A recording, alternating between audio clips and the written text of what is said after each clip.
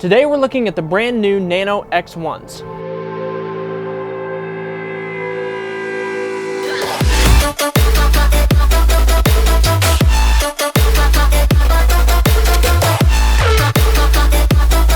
The Nano X1s are a completely new design with some big changes that I'm very excited about, and I haven't been excited about Nanos in a while. So let's dive in.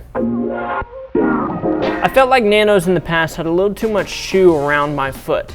This Nano has a completely redesigned toe box that feels much narrower, but in reality, it only took 1 millimeter width off of the actual space where your foot is from the previous generation of Nano. There's still plenty of room for your foot, and it actually fits on the loose side. I could probably go down a half size and I'd still be fine.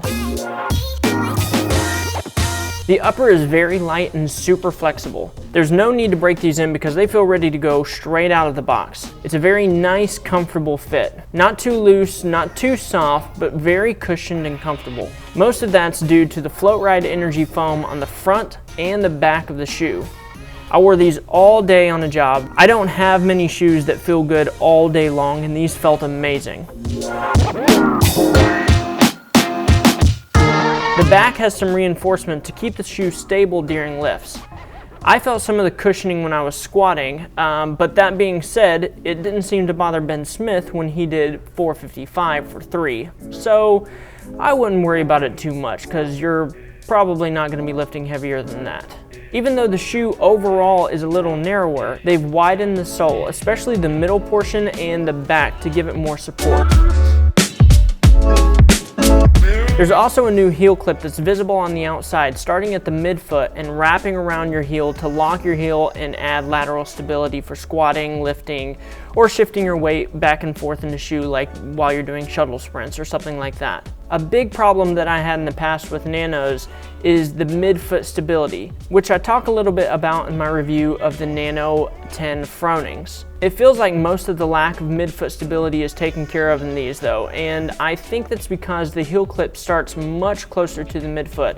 So instead of it just locking your heel and it being secure, the whole back of your foot is held in place, and that helps stabilize the middle of your foot. The shoes have a lot thicker sole than past Nanos and are a bit higher than most trainers in general, really. The lead designer for the Nanos at Reebok said that a lot of thought and testing went into the decision to make the sole thicker, because that's really just not the way that most trainers are made. It's not just an overall thicker sole though. There's a more aggressive heel to toe drop on these, and what that means is that the difference between the height in the front of the shoe and the back of the shoe is more. In the past, Nanos and a lot of trainers, they kind of hang out around the 4 millimeter heel to toe drop zone. These new Nanos, however, have a 7 millimeter drop, and that's getting a lot closer to a typical running shoe height. So what the higher heel is going to do is it's going to shift the angle of your foot slightly. Not as much as a pair of lifters, but there is a noticeable difference from past Nanos when you put them on.